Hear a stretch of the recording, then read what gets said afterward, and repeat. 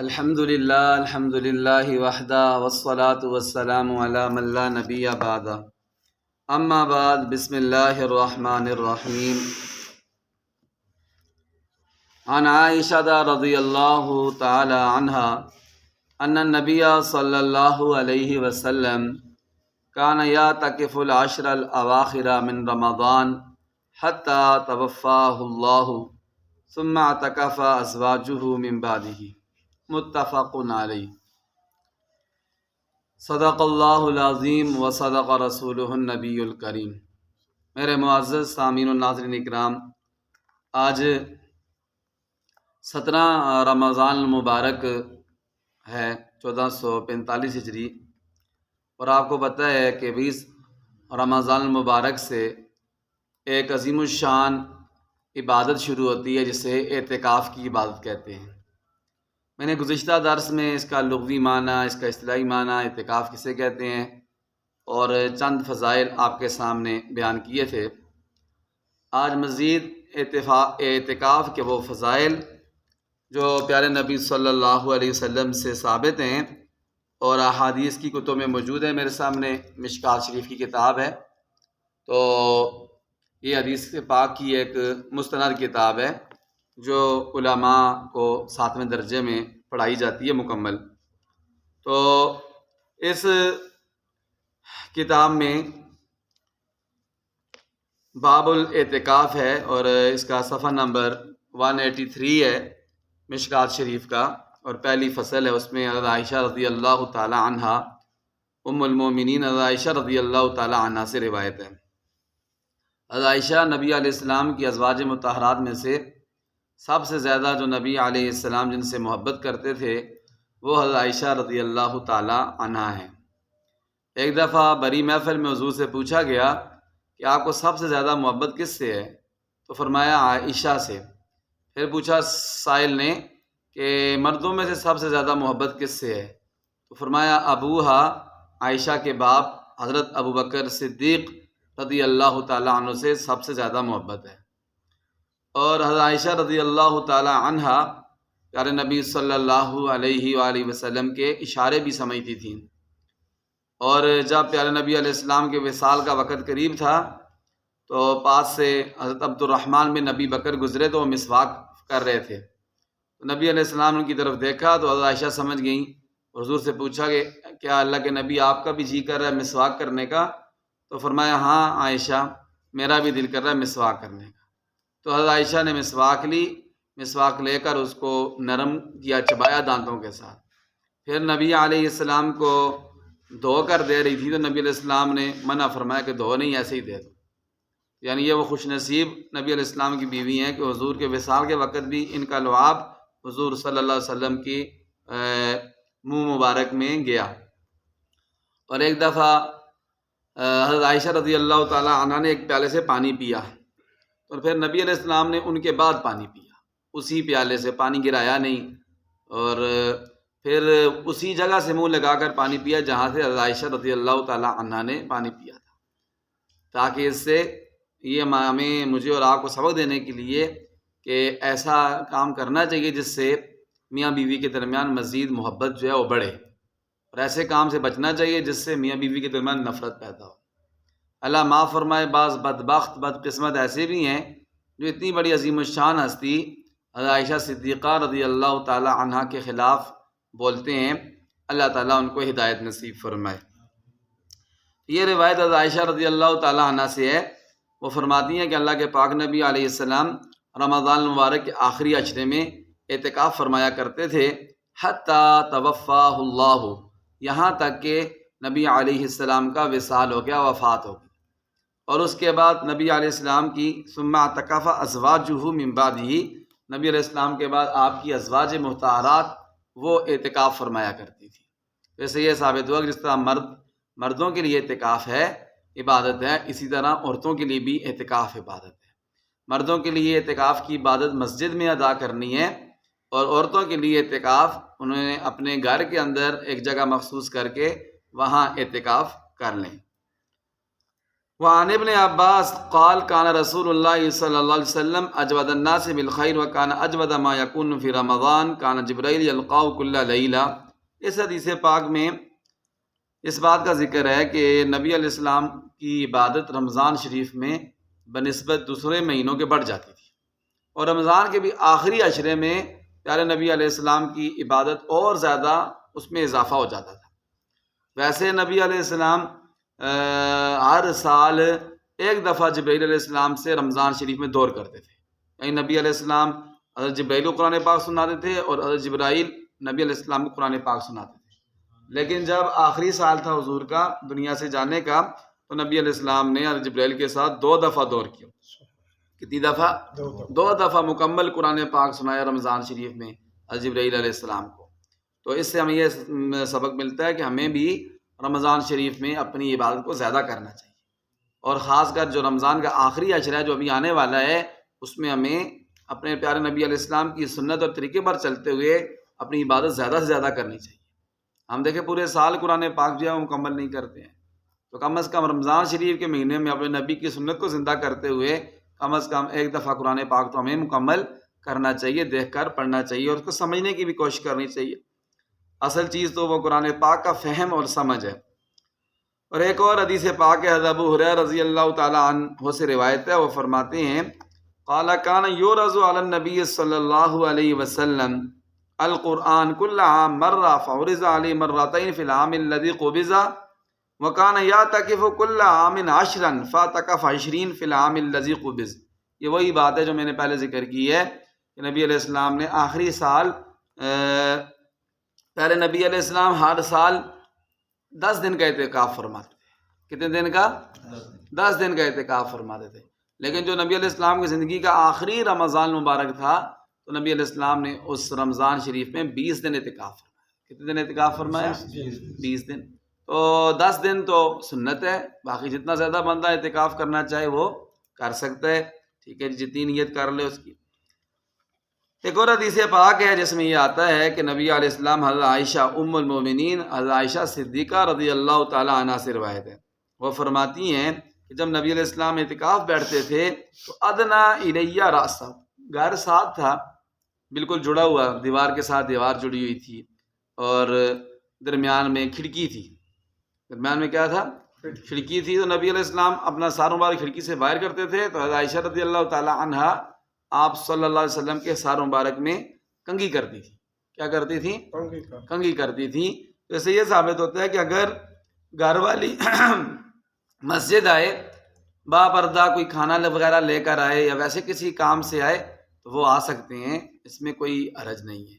کوئی اگر اور بندہ نہ ہو، بچہ نہیں ہے، کوئی بچی نہیں ہے، کوئی ایسا نہیں ہے، کوئی چیز لانے والا جیسے کھانا وغیرہ، تو گھر والی جو ہے وہ با پردہ وہ آ کر دے سکتی ہے کھانا وغیرہ۔ اور جیسے عائشہ رضی اللہ تعالیٰ عنہ نبی علیہ السلام کی کنگھی کرتی تھی، لیکن مسجد سے نبی علیہ السلام نہیں نکلتے تھے، اس لیے کہ مسجد سے نکلنے سے اعتکاف کیا ہو جاتا ہے جی؟ ٹوٹ جاتا ہے۔ مسجد میں ہی ہوتے تھے، لیکن سار مبارک نبی علیہ السلام کھڑکی سے ایسے پیچھے کی طرف کرتے تھے، تو عائشہ رضی اللہ تعالیٰ عنہ نبی علیہ السلام کے سار مبارک میں کنگھی کرتی تھی۔ تو کتنی خوش نصیب بیوی ہے نبی علیہ السلام کی، دیکھیں کہ کتنی زیادہ اللہ تعالیٰ نے ان کو خدمت کا موقع عطا فرمایا۔ ایک اور روایت حدیث پاک ہے، حضرت عبداللہ بن عمر رضی اللہ تعالیٰ عنہما سے روایت۔ حضرت عمر رضی اللہ تعالیٰ عنہ کو پتہ ہے جلیل القدر صحابی ہیں، مراد رسول ہیں، اور حضور نے فرمایا جن کو میرے بعد اگر نبی ہوتے تو عمر ہوتے، ٹھیک ہے، اور دوسرے خلیفہ مسلمین ہیں، خلیفہ اول بلا فصل حضرت ابو بکر صدیق ہیں، اور خلیفہ دوم حضرت عمر فاروق رضی اللہ تعالیٰ عنہ ہیں۔ اور یہ وہ صحابی ہیں کہ جو مشورہ دیتے تھے اللہ تعالیٰ آسمان سے قرآن پاک بنا کے اس کو نازل فرما دیتے تھے۔ بہت زیادہ ان کے فضائل ہیں۔ اور ان کے دور میں جب دریائے نیل کا پانی خشک ہو گیا تو ان کی روایت تھی کہ وہ نئی دلہن کو تیار کر کے اس میں پھینکتے تھے، تب وہ پانی اوپر آتا تھا۔ تو حضرت عمر کے گورنر نے بتایا کہ جی وہ تو یہاں پر تو ایسی بری رسم ہے۔ تو حضرت عمر رضی اللہ تعالیٰ عنہ نے خط لکھا اور خط کے اوپر یہ لکھا کہ یہ امیر المومنین عمر بن خطاب کی طرف سے خط ہے دریائے نیل کے نام۔ اے دریائے نیل، اگر تو اللہ کے حکم سے چلتا ہے تو چل پڑ، ٹھیک ہے، اگر اللہ کے حکم کے سے تو نہیں چلتا تو تیری ہمیں کوئی ضرورت نہیں ہے، تو ایسے باندھ ہی رہے، لیکن ہم یہ غیر شرعی کام نہیں کریں گے کہ ایک جان کو تمہارے اندر ضائع کریں، پھینکیں، اور تب تو چلے گا۔ تو یہ جب رکا جا کر دریائے نیل میں پھینکا گیا تو کہتے ہیں اس کا پانی خود بخود اوپر آ گیا، اور اس کے بعد آج تک اس کا پانی کم نہیں ہوا۔ اور حضرت عمر اتنے فضائل والے ہیں، اتنے فضائل و مناقب والے ہیں کہ ان کے دور میں مدینہ شریف میں زلزلہ آیا۔ حضرت عمر کے دور میں زلزلہ جب آیا تو حضرت عمر رضی اللہ تعالیٰ عنہ نے کوڑا اٹھایا اور زمین پہ مارا زور سے۔ فرمایا زمین تو ہلتی کیوں ہے؟ کیا عمر نے تیرے اوپر انصاف قائم نہیں کیا؟ تو کیوں ہلتی ہے؟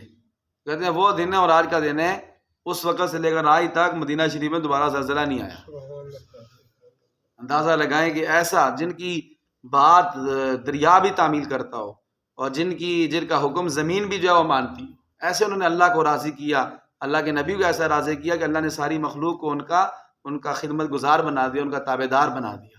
اتنے زیادہ فضائل، اور ایسے بدبخت بھی ہیں اس زمانے میں جو ان کے خلاف ہی بھونکتے ہیں، حضرت عمر کے پیچھے ہی بھونکتے ہیں۔ اللہ ان کو بھی ہدایت نصیب فرمایا اگر ان کی قسمت میں ہے۔ تو یہ حضرت عمر کے بیٹے ہیں جن کا نام ہے عبداللہ بن عمر، یہ ان سے یہ روایت ہے اور وہ حضرت عمر سے ہی روایت کرتے ہیں۔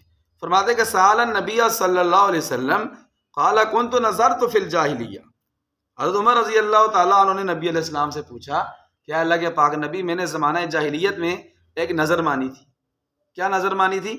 نظر یہ مانی تھی کہ ان اعتکف لیلۃ فی المسجد الحرام، کہ میں ایک رات جو مسجد حرام ہے، پتہ ہے مسجد حرام کسے کہتے ہیں؟ جو خانہ کعبہ شریف کے آس پاس مسجد ہے نا، سائڈوں پر ایسے مسجد بنی جو عمرے پر لگے ہیں، حج پر لگے ہیں، ویسے بھی ٹی وی میں نظر آتا ہے، ویڈیو میں بھی نظر آتا ہے۔ اس مسجد کو مسجد حرام کہتے ہیں، خانہ کعبہ شریف والی مسجد کو، کہ میں نے مسجد حرام میں ایک رات اعتکاف کی نیت کی ہے۔ تو نبی علیہ السلام نے بتایا کیا ارشاد فرمایا، زمانہ جاہلیت میں نظر مانی تھی، زمانہ یعنی اسلام سے پہلے میں نظر مانی تھی کہ میں مسجد حرام میں ایک رات اعتکاف بیٹھوں گا۔ تو نبی علیہ السلام نے کیا فرمایا؟ فرمایا فاوفی بنظرک، اے عمر نظر مانی تھی تو پھر اپنی نظر کو پورا کرو، اپنی نظر کو کیا کرو؟ اپنی نظر کو پورا کرو اور مسجد حرام میں اعتکاف ایک رات کے لیے بیٹھ جاؤ۔ تو یہ اعتکاف جو ہوتا ہے وہ واجب ہو جاتا ہے۔ جیسے اعتکاف کی 3 قسمیں ہیں، ایک ہے نفلی اعتکاف، ایک ہے سنت اعتکاف، اور ایک ہے واجب اعتکاف۔ یہ واجب اعتکاف ہے۔ اگر آپ بھی کوئی نظر مان لیں نا کہ میں مسجد میں اعتکاف بیٹھوں گا، ٹھیک ہے جی، تو اس کے اوپر پھر کیا ہو جائے گا؟ واجب ہو جائے گا، پھر لازمی بیٹھنا ہے، کیونکہ نظر ایسے مانتے ہیں کہ میرا فلاں کام ہو گیا تو میں مسجد میں اعتکاف بیٹھوں گا، تو یہ اسے کہتے ہیں اعتکاف واجب، یہ لازم پھر بیٹھنا ہوتا ہے۔ ایک اور حدیث پاک اعتکاف کی فضیلت میں، جو حدیث پاک عائشہ رضی اللہ تعالی عنہا سے روایت ہے، فرماتی ہے کہ جب نبی علیہ السلام کا اعتکاف کا ارادہ ہوتا تھا تو نبی علیہ السلام کیا کرتے تھے؟ ثم دخل صلی الفجر ثم دخل فی معتکفہ، نبی علیہ السلام فجر کی نماز پڑھاتے تھے اور پھر اپنے اعتکاف والی جگہ میں داخل ہو جاتے۔ معتکف کہتے ہیں ایسے جو الگ سی جگہ ہم نے رکھی ہوتی ہے نا، لوگوں کی نظروں سے اوجھل ہوتی ہے، ہم پردے لگا لیتے ہیں، پردے لگانا ضروری نہیں ہوتا لیکن یکسوئی کے لیے لگا دیتے تاکہ بندہ یکسوئی سے اپنی عبادت کر سکے۔ تو نبی علیہ السلام یہ اپنی اعتکاف والی جگہ میں فجر کے بعد داخل ہو جاتے تھے۔ ویسے یہ ہے کہ 20ویں روزے کو سورج غروب ہونے سے پہلے پہلے اعتکاف والوں نے مسجد کے اندر آنا ہے، سورج غروب ہونے سے پہلے پہلے مسجد میں آ جانا ہے۔ ایک اور حدیث پاک ہے، اس میں یہ ہے کہ نبی علیہ السلام نے ارشاد فرمایا، عائشہ فرماتی ہیں کہ نبی علیہ السلام یعود المریض وهو معتکف فیمر کما ہوا فلا یعرج یسأل عنہ، نبی علیہ السلام ایسے جب اعتکاف بیٹھ رہے ہوتے تھے تو جب جاتے تھے، گزرتے تھے، کسی ضرورت کے لیے جاتے تھے تو جاتے جاتے کوئی بندہ بیمار ہوتا تو اس کو پوچھ لیتے تھے، اس کی بیمار پرسی کر لیتے تھے۔ اسپیشل بیمار پرسی کے لیے جانا صحیح نہیں ہے، لیکن بندہ قضاء حاجت کے لیے جا رہا ہے، راستے میں بندہ کوئی بیمار ہے پتہ ہے تو اس کو پوچھ لیتے کیا حال ہے، اب یہ ٹھیک ہے، تمہیں چلتے چلتے پوچھ سکتا ہے، اسپیشل جانا ٹھیک نہیں ہے۔ تو نبی علیہ السلام ایسے عیادت بھی فرماتے تھے۔ اور اس طرح ایک اور روایت حضرت عائشہ رضی اللہ، دیکھیں حدیث پاک کی کتابیں بھری ہوئی ہیں حضرت عائشہ رضی اللہ تعالی عنہ کی روایتوں سے، ان کی احادیث سے، انہوں نے ہم امت تک یہ حضور کا دین جو ہے پہنچایا، ٹھیک ہے۔ جتنا خاص کر جو عورتوں کے متعلق جو گھر کے مسائل ہیں وہ سب سے زیادہ وہ سارے کس نے پہنچائے ہیں؟ حضرت عائشہ رضی اللہ تعالی عنہ نے پہنچائے ہیں۔ ایک اور روایت فرماتی ہیں کہ قالت السنۃ المعتکف اللہ یعود مریضا ولا یشهد جنازہ ولا یمس المرأة، کہ جو بندہ اعتکاف بیٹھ جائے پھر اس کے لیے سنت یہ ہے، اس کے لیے ضروری ہے کہ وہ لا یعود مریضا، وہ بیمار کو دیکھنے نہ جائے، بیمار پرسی کرنے نہ جائے۔ کوئی محلے میں بندہ بیمار ہے تو اس کی بیمار پرسی کرنے نہیں جانا، اور کسی جنازے میں بھی نہ جائے۔ ولا یمس المرأة، اپنی بیوی کو نہ چھوئے شہوت کے ساتھ، ولا یباشرها، نہ اس سے مباشرت کرے، اس لیے کہ اعتکاف کے اندر میاں بیوی کا ملنا اس سے اعتکاف ٹوٹ جاتا ہے۔ قرآن پاک میں ہے نا کہ ولا تباشروہن وانتم عاکفون فی المساجد، اپنی بیویوں سے ملو نا جب تم مسجد میں اعتکاف بیٹھے ہو۔ اعتکاف میں اگر اپنی بیوی سے مل گیا، مباشرت کر لی، اس کا اعتکاف کیا ہو جائے گا؟ ٹوٹ جائے گا۔ ولا یخرج لحاجۃ، اور کسی اور کام کے لیے مسجد سے نکلنا بھی نہیں، سوائے اس کام کے جس کے بغیر گزارا نہیں، جیسے واش روم جانا ہے تو ایسی ضرورت ہے جو مسجد میں نہیں کی جا سکتی ہے، پوری نہیں کی جا سکتی، تو اس لیے اس کے لیے جانا جائز ہے، اس کے علاوہ کسی اور کام کے لیے اعتکاف والا مسجد سے نہیں نکل سکتا۔ ولا اعتکاف الا بصوم، اور اعتکاف روزے کے ساتھ ہوتا ہے۔ ایک بندہ اگر روزے خور ہے، روزہ کھا لیا اس نے، تو اس کا اعتکاف بھی ٹوٹ جائے گا۔ کیا ہو جائے گا جی؟ ہاں، روزے اعتکاف کے لیے ضروری ہے کہ ساتھ کیا ہو بندہ؟ روزہ بھی ہو، 10 دن پورے روزے بھی رکھے۔ روزہ کوئی ٹوٹ گیا تو اعتکاف بھی کیا ہو جائے گا؟ آٹومیٹیکلی اعتکاف بھی اس کا ٹوٹ جائے گا۔ ولا اعتکاف الا فی مسجد جامع، اور اعتکاف چھوٹی مسجد میں نہیں ہوتا، یعنی ایسی مسجد میں جہاں جماعت نہ ہوتی ہو، جہاں جماعت نہ ہوتی ہو، امام نہ ہو، وہاں اعتکاف نہیں ہوتا۔ جس مسجد میں امام ہو، جماعت ہوتی ہو، ٹھیک ہے جی، اس مسجد میں اعتکاف ہوتا ہے۔ ایک حدیث پاک میں ہے کہ نبی علیہ السلام، یہ بھی حضرت عبداللہ بن عمر سے روایت ہے، فرماتے ہیں جب نبی علیہ السلام اعتکاف بیٹھتے تھے تو آپ کا بستر بچھایا جاتا تھا۔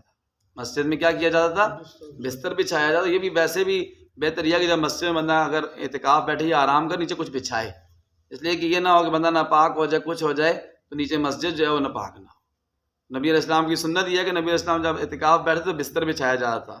اور ایک روایت میں یہ بھی ہے کہ نبی علیہ السلام کے لیے ایک استوانہ توبہ ہے، توبہ کا ایک ستون ہے مسجد میں، مسجد نبوی شریف میں، اس کو استوانہ توبہ اس لیے کہتے ہیں کہ وہاں حضرت ابو لبابہ رضی اللہ تعالیٰ عنہ کی توبہ قبول ہوئی تھی، اس پلر کے ساتھ باندھے ہوئے تھے، ان کی توبہ قبول ہوئی تھی، پھر ان کو کھولا تھا، ٹھیک ہے جی، اس لیے اس کو استوانہ توبہ کہتے ہیں، یعنی توبہ والا ستون، توبہ والا پلر۔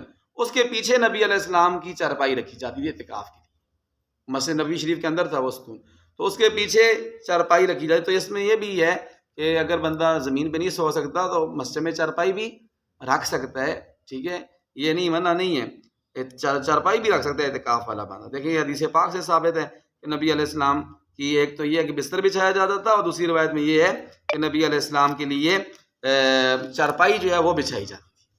اور آخر میں یہ ہے کہ اعتکاف والا جتنے کام اعتکاف کے دوران نیکی کے نہیں کر سکے گا، جیسے کہ پہلے ذکر کیا ہے، بیمار پرسی کرنے نہیں جائے گا، جنازے پہ نہیں جائے گا، تو اللہ تعالیٰ اس کو بیٹھے بٹھائے اپنے گھر مسجد میں ان سارے اعمال کا اللہ تعالیٰ اجر و ثواب عطا فرمائے۔ تو بس اب ہم نے کیا کرنا ہے؟ فضائل تو صاحب نے سن لی ہیں، ٹھیک ہے جی، اب اس پر عمل کرنا ہے۔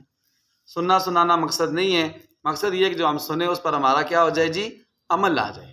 اور عمل کیا ہے؟ کہ سب نیت کریں اعتکاف میں بیٹھنے کی۔ فارغ کوئی بھی نہیں ہوتا ہے، جب تک یہ سانس چل رہی ہے نا، یہ فارغ بندہ نہیں ہوتا ہے۔ بندہ اس ٹائم فارغ ہوگا جب قبر کی مٹی انسان کے اوپر ڈالیں گے، اس سے پہلے یہ دنیا کے کام ختم نہیں ہوتے۔ اور یہ کوئی ویلو بندوں کا کام نہیں ہے کہ جو ویلا ہوگا اس نے اعتکاف بیٹھنا ہے، بلکہ یہ مصروف بندہ اعتکاف بیٹھے گا تو اس کو اللہ تعالیٰ زیادہ اجر دیں گے، اس لیے کہ وہ اپنے سارے کام چھوڑ کر رہے گا، زیادہ قربانی دے گا، تو اللہ تعالیٰ اس کو اجر بھی کیا کریں گے؟ زیادہ عطا فرمائیں گے۔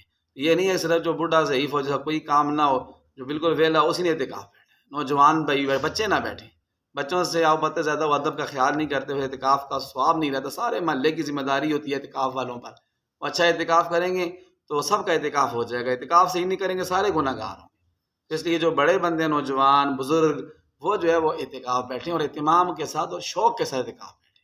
اللہ تعالیٰ سے دعا ہے اللہ ہمیں عمل کی توفیق عطا فرمائے۔ وآخر دعوانا الحمد للہ رب العالمین۔ ربنا تقبل منا انک انت السمیع